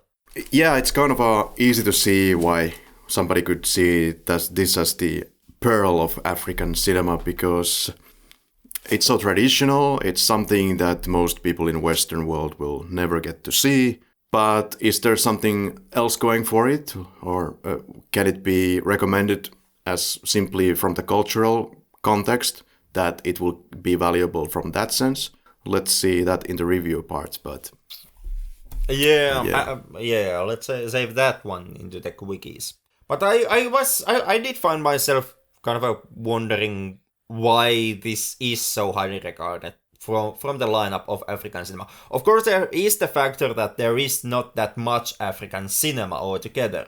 Like, for example, the film industry in Mali being very small, being very limited into few kind of artistic voices that has a shot in the industry, but there lies the fact that filmmaking kind of requires a hell of a lot from you. It requires actors, it requires sets, it requires equipment, all that costs money, and most definitely it requires audience. Like people who are willing to see your story. And Mali, being extremely poor country, really does not have any of those. Not the money and not necessarily the audience who would have the money to pay to see the film, or even time to watch your film. And because of these factors, the film industry in Mali is what it is. It is few prophetic names, and that about that, if we are not counting in the possibility of Nollywood. Yeah, well, if we acknowledge the Bambara people and how they spread around the West Africa or Africa in general, I can see that there's a marketplace for this film in Senegal or Côte d'Ivoire or these other countries where you can see either Bambara people or people that are related to them. Or just simply like people of this region that might be interested in the nearby region's history. But yeah, I got the feeling that there is not a big audience for this film. And of course, we don't know anything about like the box office records or such. Unless you have something. We can't even be sure about the budget in this film's case. I do know that this has toured in film festivals, and this has even won some awards. Yeah. So this has been seen, this has been loved, and this has had its shot, and it has used that shot, and it has garnered appreciation. But other than that, it's really hard. It's hard to see how well known, or it's hard to say how well known this movie is. But here we get to more assholes. There's the quote, "Your grandfather, in a rage, rushed into this room and came out with the wing of Kore. Its brightness dazzled me. I could see nothing but a shadow, so I left the country, blind. Only your mother knows my story," end quote.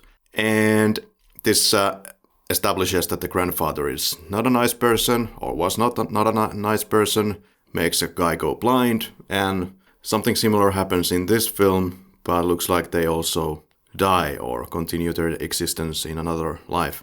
Yeah, this kind of being the curse of the Diarra, which gets mentioned a couple of times. Yeah, interestingly, it's not laid out why they are cursed.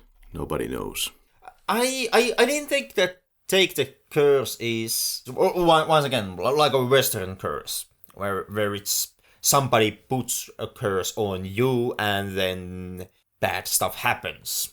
Yeah, it could be like a person does bad deeds and then continues doing that. And that precisely was my take on what the curse means here. It is kind of it is this selfish, extremely selfish, mean and cruel attitude that has started to fester within the Diarra household. From the grandfather to Soma, and at least maybe in some extent in Nianagoro. So the Kore's magic eye has come out of the ashes of the fire apparently, and Uncle rejoices. He asks to get the wing of Kore, once again the Kore scepter, from the cave, so that this can be combined with the magic eye. It needs to be inserted to the Kore wing. Now Uncle says that Nianagoro can go challenge his father with the Kore wing, and tells Utta to stay with Uncle and wait. Utta cries because the challenger is indeed mighty and powerful, as established long ago by the mother of the Nianagoro. Utta indeed runs back to his man, and I thought that this was a moment of love, and says that don't forsake me. Of course, she probably needs somebody to help her out in life, because, you know, if we take into any reading the well-being of women in the current day Mali, then probably it's good to have a husband around, but Nianagoro joins the battle. Yeah, that was my take also. I didn't read it that much as love. Like, of course, something that kind of hindered with me in that scene was the reading of rape that I took from the film previously. But to me, it kind of reminded about the dangers of being a pregnant single woman who has once, quote-unquote, belonged to some man. Like, I took it that she was kind of worried about her social status at that point. She kind of needs Nianagoro so that she can have an official man, a husband. Yeah. Of course, you can read it like that. There could have been some feelings that have been developing on the way, but like you have said, it doesn't seem like there's a lot of love going on. There's not shared kisses, and who knows about the traditions of showing the love in this culture, because I do not know if they keep kissing each other or what else. It can also come down to play with these being rather unexperienced actors. Of course, seems like the entire cast is inexperienced, and their only credit is this film. Yeah, one or two films entirely under their belts. Nothing counting the cinematography and the director. Yeah, at least that when looking at the actor of Nianagoro, Isayaka Kane, this is his only credit. Oh, so it's time for the final battle, as it's actually in the chapter selection too, so I got it right. It is indeed final battle. Meets father on the other side of the open field. Now the Kolonkalani, the magic pylon, is being stripped from its carrier's hands and lands deep down. Also, a moment which you can read in several ways is when the father says that you've doomed yourself. You were alive, now you're dead. So, is he still alive? I suppose he's still alive, but it's giving the meaning that he's going to now, most definitely going to die. Yup.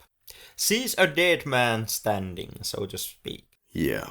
And adds, you were my son until you left your mother's womb, as mentioned. Read it as you want. Bambara's greatest fear is the shame and humiliation, as we have noted before, but it's more to do with the whole Komo than anything else. Yeah, I took it that kind of that the shame and fear here is Nyankoro's shame and fear. He fears that his father will continue to disown him, and he fears this because doing so would bring shame to Nyankoro, who now would be fatherless, no one's son, so to speak. Kind of a notion that you also see in Western tradition. The usage of the adopted son, adopted child plotline, which also is typically played as a shocking and bit traumatic event to the main character, or the character who finds that he has been adopted at some point. Like I watched this old 90s, early 2000s Disney family adventure comedy thing. It was, I don't remember the name of it at all, based in Alaska or something like that. But to kind of highlight my point with the Western storytelling tradition, the main character is a son of a dentist father. And in the early hours of the film, the son finds out that he has been adopted. Confronts his dad about this, and the dad goes that, well, you have always been our son. We have always loved you as a son, but yes, you are adopted. And this is like a shocking revelation to the main character. Completely comes out of the blue and shakes his word to a point where he now has to move to Alaska, because that makes fucking sense. So much like in here, where not having a father, being abandoned by your father is a sort of shame. That is also something that I see happening also in the Western storytelling tradition. That not having a father, not having a parent, being adopted, not having your biological parent there is something that is shameful and disturbing. For some odd reason, which I have never actually understood why it's such of a high point, but apparently it's a huge deal. Yeah. The magic pylon carriers run away as the final battle is reaching its conclusion. And now we hear the voiceover, where some godly figure, as we understand it, is speaking to Soma, the father, that your ancestors were priests of the Koma, but for centuries they've misused their powers. I've left only ruin in my wake. I've been faithful to the Tiaras. Now it's over. Your lust for revenge, your contempt, and hate of humanity have gone too far. I'm going to disappear. You won't survive, Soma. For you are the one who used their power only for evil and injustice. End result, a huge ball of light. And both of the characters are expected to be dead at this point. Yeah, dead and then coming back as some kind of eggs. Yeah, not to forget the quick shots of the animals, like there's a lion. The way how I took the final battle is that Nyankoro either transforms or spiritually manifests a lion, and Soma, his father, manifests an elephant. Which appear just before they die. Kind of a life running before your eyes moment or something like that. Yup. And you also made the notion that you hear the chicken in the background as that happens. Just before that mysterious light, the Yelen appears. The chicken makes a return as a voice. Yup. And from there, the bright light, Yelen, the brightness, covers them both. The whole location seems to turn into Saharan desert, and then they appear, Soma and Nyankoro appear as eggs. Kind of laying some weight into Digju's statement, I believe that one can die without ceasing to exist. Life and death are like scales, laid one upon each other. Yeah, interesting quote. Just a little about the chicken more, because we were discussing how to interpret the appearance of the chicken here. I suppose, well, I took it in the way that it could be that the chicken, which was sacrificed in the beginning of the film, the chicken's kind of a sacrifice energy is now put into use in this situation by the god that is talking via voiceover, or by Soma, the father, or it just could be that we get a glimpse of what happened before in the film. Yeah, kind of a audio reminder of Soma's past transgressions to highlight you that Soma really is a bad guy, in case you have forgotten during the time you have followed your hero Nyankoro going around. Yeah. And as you mentioned, it turns into a total Saharan desert. I have to assume that some time has, of course, passed here now in between, because we see the child of Uta now as a kid, let's say 5 years old maximum, and goes to collect the egg that appears to be in the same location where Soma and Nyankoro just died some years before. The boy finds the egg, gives her son the Nyankoro rope, which Uta got from Nyankoro before the epic battle, and said that you can give this to my son. Uta walks away with the egg, and is it the spirit or new form of husband then? I don't know, but leaves it under the scepter, then takes the scepter and hands it also to the son. They walk away. Yeah, the implication here being that the son, it is both continuation of the Diara lineage, but it's kind of also the new dawn for the region, because through Utta's son, the kind of combines the 3 tribes. There is the Bambara from Nyankoro's seed, there is the Peul from Utta and her womb, and since Utta, just before the final fight, he takes refuge with Nyankoro's uncle, the good uncle, who now lives with Dogon tribe and most likely has kind of lived with him, with the tribe. Up until this point, in the son there is also, through teaching and tradition, there also comes the element of Dogons. So, in the end, the son is kind of the Triforce of the 3 tribes that have been presented in the film. Ooh, roll credits. Favorite performance? Well, goes to a man who I think gave the best performance, even though his character did not do that much, but it's Nuamonto Sanogo, the dude who plays Soma, who pulls a double role in the film. As a Soma, he simply wanders around with a pole and sits around with his Illuminati friends in one scene. But still, I would say the most electric performance in this film. For sure. Raving on about his son throughout. Spitting the spells, but... Spitting the spells and making the ritual song by God was that strong performance right there. I felt that I would then go with Valamusa Keita playing Rumaboli the King. Also, I think a pretty good performance, especially goes into good use in the scene where he hears about the Nyankoro betraying the king's trust and fucking his wife. Yeah, goes full. Yeah, what the hell was that? I actually had to rewind it back and see, did that actually happen? Yeah, I did the same.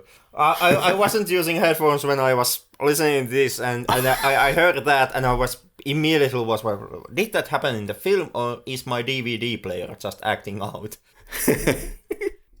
Oh, these cultural things. Favorite scene?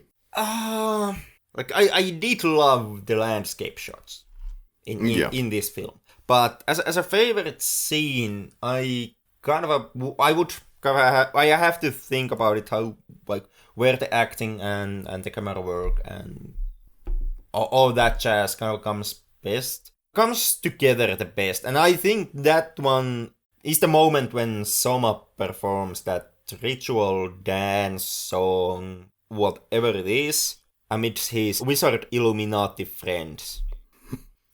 Okay, yeah, that's a good one.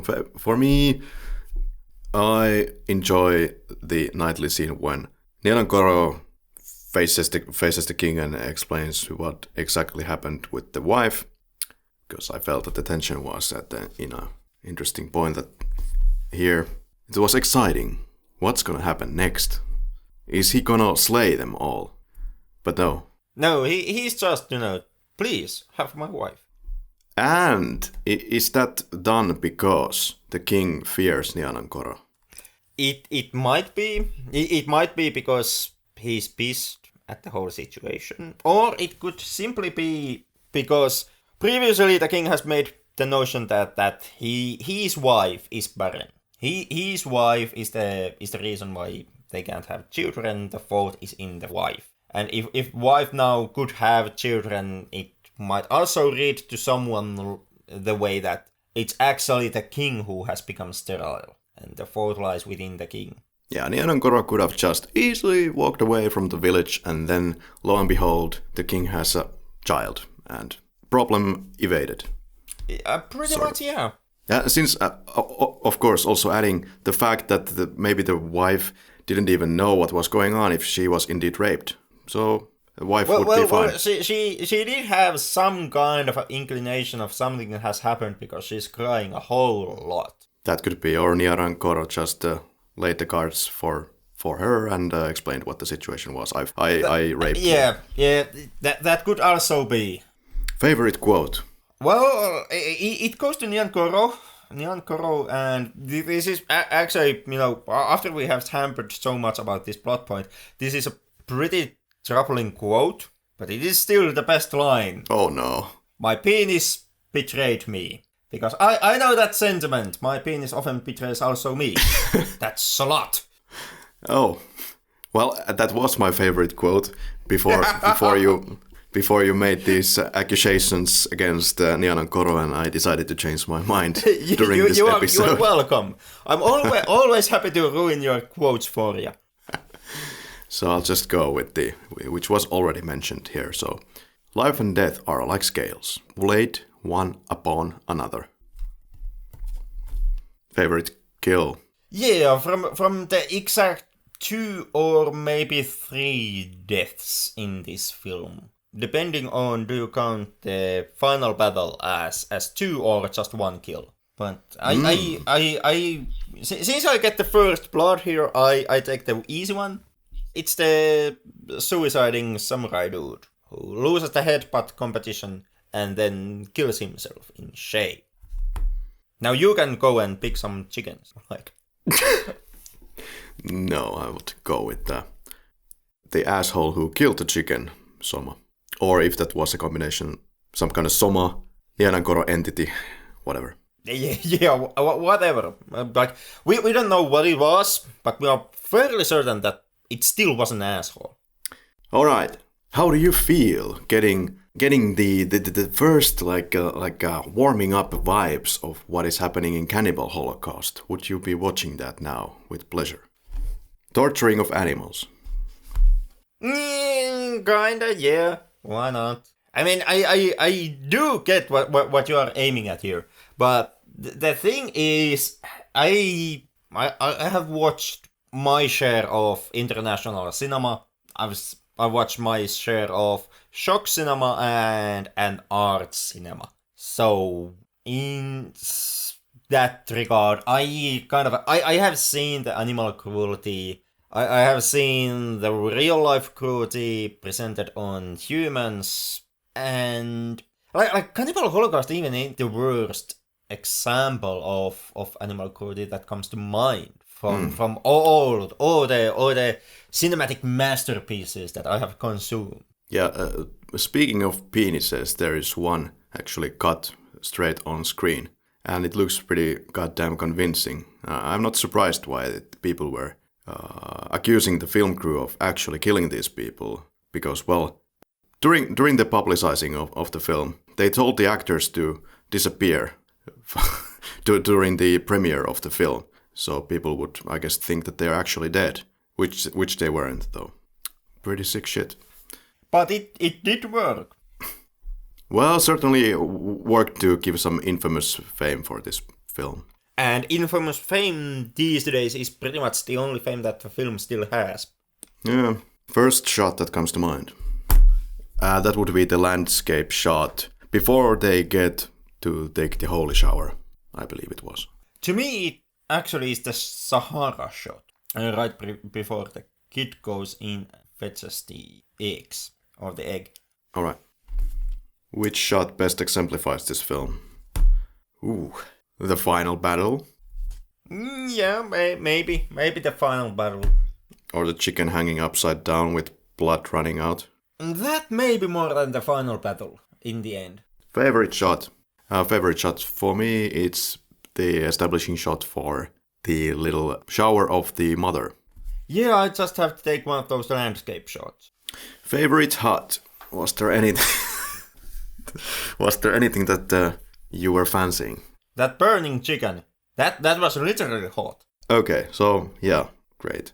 I can throw whichever categories haphazardly at you, and you will just take them and shoot them back. Good. Favorite hut? I mean, it was a hot scene. There was fire. I think the hottest scene, though, is the moment when Nianan Koro is burning the assailants before they attack the village. Or he's burning something. We really don't see humans burning in that moment. I was kind of waiting for that to happen. Like I was expecting to see burning people, and all I get is some fucking bushes and one tree. What was not so hot here? Actually, it was also the burning of the chicken. Yeah, that or that famous sex scene. What took me out? Well, it was a little bit slow. There was a bit of a wandering around before we get to the meat of the scene. Just that. And of course that film kind of dropped me out on the first go because I didn't understand what the fuck was going on. Yeah, to me the film actually went past quite quickly. I was surprised how easily it goes even on repeated viewings. Like I never felt that it was too long. I felt that it was just right length. Okay, on the first go I was definitely clock watching. Okay, I wasn't. But that was more like, I think because of the amount of information that was already fed for me in the first 5 minutes, and then I was like, how much more do I have to control when watching this? Yeah, if there was something that really kind of threatens to take you out in the movie, I do feel that it is the lack of context that you get for basically anything that happens in the film. The fact that you are so out of the experience and you kind of feel alienated from the film as it plays. You really get the feeling that this is not film that has been made you in mind. This is film that has been made to someone else, and now you just get the chance to witness it. But that's kind of the case with many movies, just like with Korean films that we have gone through with this podcast. But it has been, of course, a lesser level of challenge. But there is always that cultural context. There is a cultural context, sure. But in the previous films, either the culture has been related enough to the Western culture that you can kind of, on face value, you can understand what is happening and why this matters. Yeah, you know what is a pistol, what is a bomb, and what is a football stadium. Yeah, and you understand what is civil war, and you understand why the brotherly ties work as they do in Thai Cookie. Or you understand, or they deal with an universal theme, like poverty in Stray Dogs, where even though the way how the film presents itself in Stray Dogs, it is hard to approach and hard to decipher, but you still very much understand poverty. You understand what the film is tackling about. But in here, it is so local, the film and its themes, and the way how the story is being presented.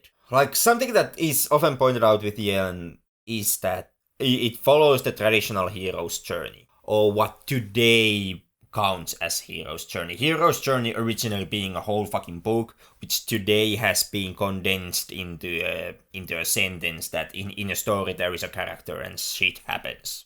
Yeah, you have the hero's journey sure here, and you have the 3-act structure in a sense, and you have you have elements that are relatable to you, like the father-son conflict, which is also something that the Western audiences are very familiar with. Look, I am your father, and then you nuke it out in the in the third film of the trilogy. But even though all those elements are there, I would say that this still relies so heavily on understanding the context in which the story is being presented that I don't see that this is anything that is easily approachable by Western audiences. And the notion that this is somehow easy going for Western audience, that notion, to me, it doesn't hold water.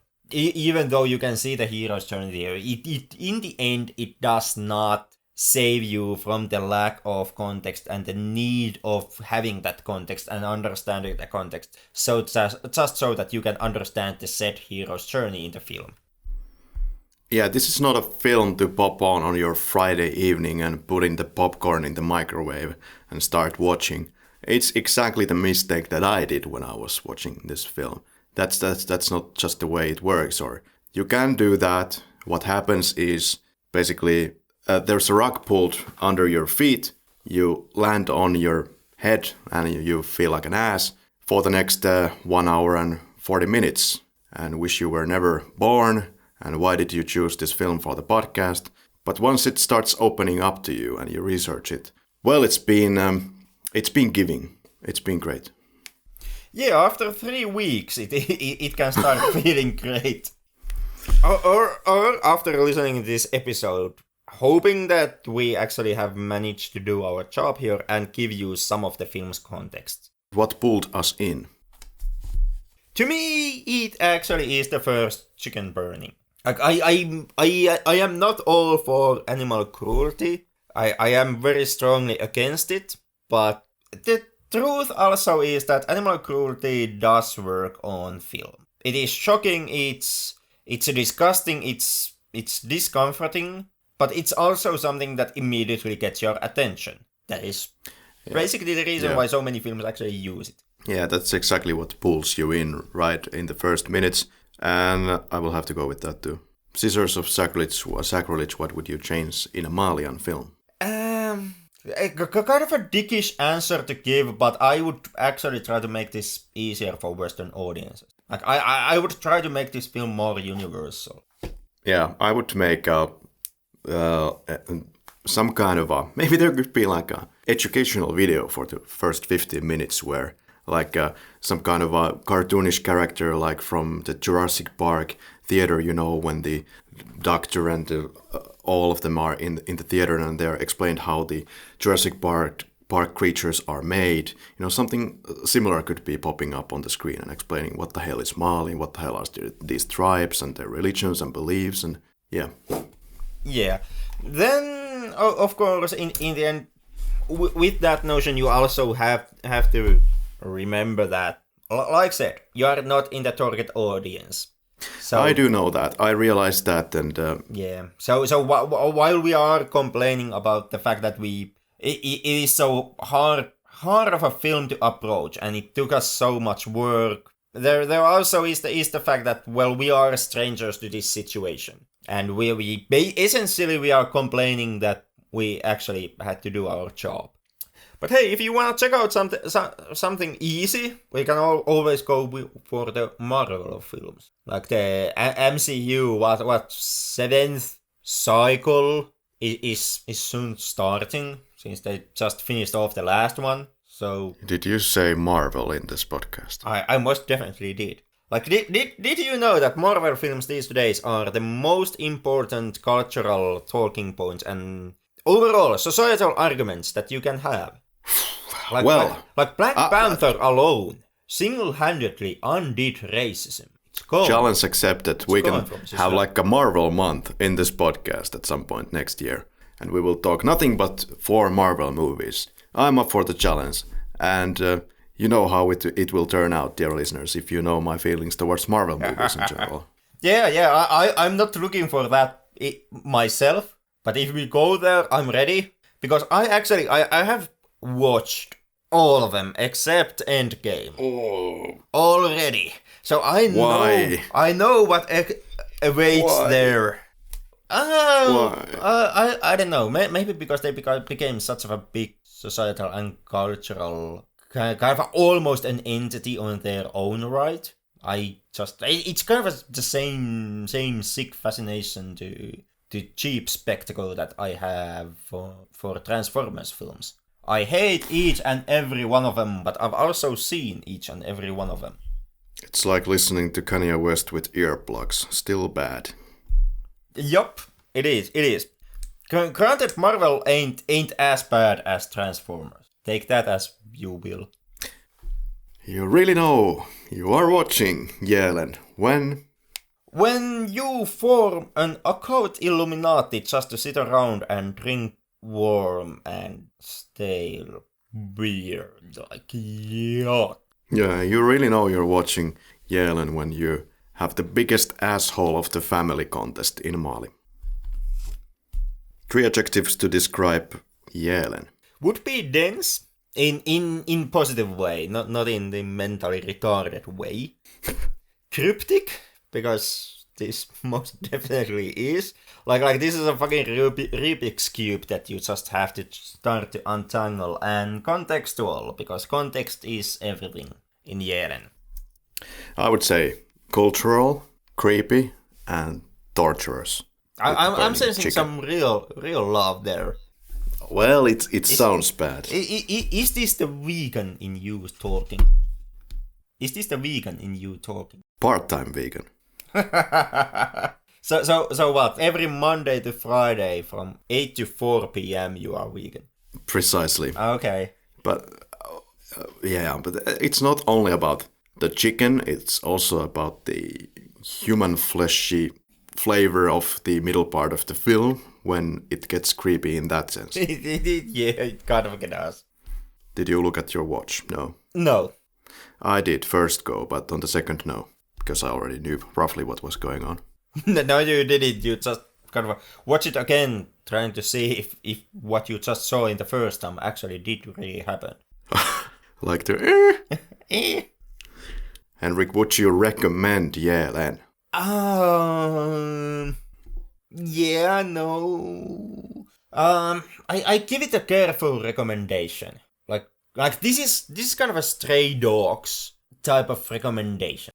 I do think that once again, this being this coming from Mali, it does have that cultural aspect in it, and it can be an enjoyable, if somewhat problematic film to watch. The main problem here, in my opinion, like why this is not a glowing recommendation, why I'm not going to push this film on to anyone, is that it's so hard to get into this, like to understand what is going on and what is happening, what the film is trying to say. I did find it taking a hell of a lot of work, and I really don't know if that is something like can you actually openly go, arms wide open, go and recommend a film that requires 3 weeks of research, just so that you can have a vague understanding of what the hell you just saw?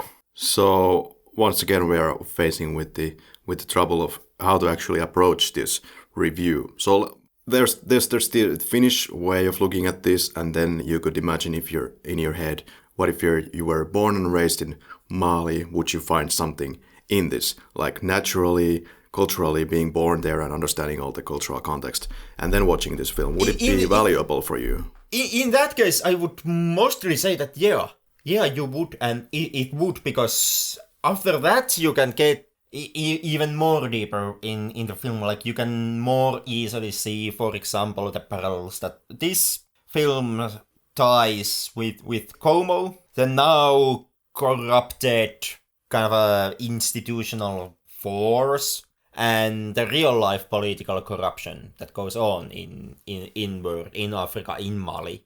And you can find the parallels between the film, and you can find the parallels between this film and, for example, the Musatare governance and or atrocities that happened during his time. Like I would say, if you already have the cultural background to understand what happens in the film from the get-go, in that case, most definitely, yeah, go and check Yelen.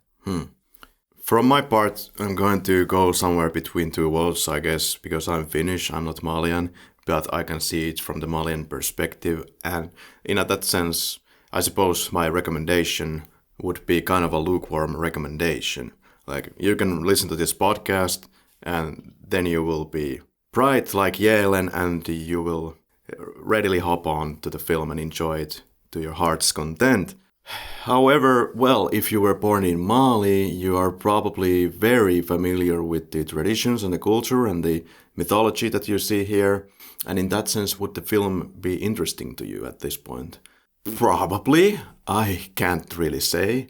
Well, yeah, I mean, American films can be interesting to Americans and Finnish films can be interesting to Finns. And in those cases, yeah, basically they and we Finns, we kind of have the context. But if we look past the whole problem of studying this for like 2 or 3 weeks, once you understand the film, you have the ammunition or you have the knowledge to go through this film, then go ahead. I found it really like an enriching experience to know about this type of cultures, which we normally don't really see. And what could be a more powerful weapon than to get close to it via the means of cinema?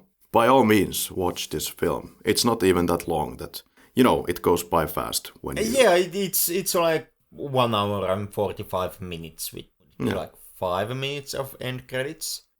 Yeah, so most definitely. Yeah. If you can watch like 3 hours of Transformers or Avengers Endgame, you can most definitely see through the running time of Yalen. No, you can't. As a modern audience, you can't. But I'm going to recommend it anyway, because you need more films like Yellen and less Marvel. Because attention span nowadays is what it is. I make no comment on this subject. Alright, would it be the episode for this week? I guess that could actually tie it up. So next week, we're gonna do something slightly different. We're going to check out the first Terminator from 1984 in celebration of the Dark Closet, or whatever it was that is coming soon, produced by James Cameron. No, we are not going to touch that one. No, the original. To reminisce the good times. The good times when James Cameron still knew how to actually make enjoyable films. Yeah, we have covered the Terminator 2 because we like logic already. Yeah, because that's how you chronologically do this. Yeah.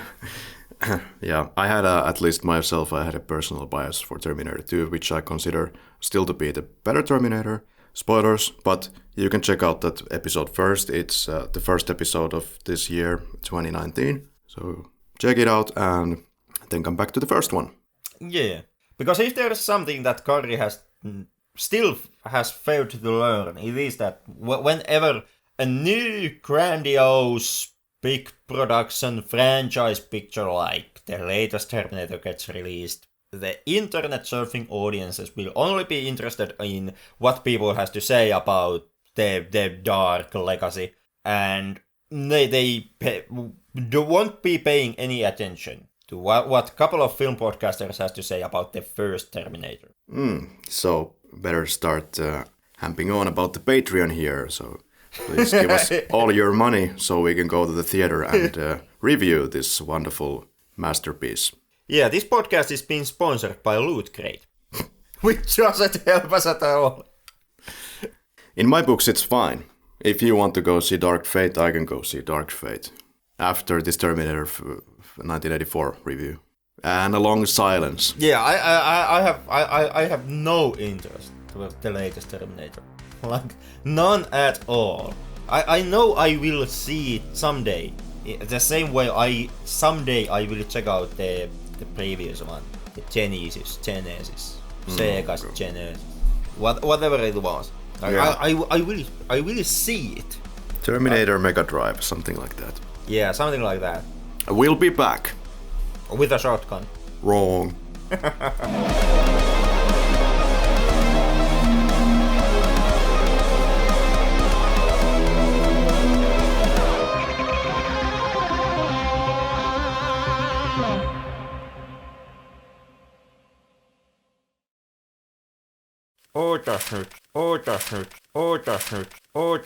Se oli Kolon Kalanni. So, read it as you want. Ootas nyt. ootas nyt, ootas nyt, ootas nyt.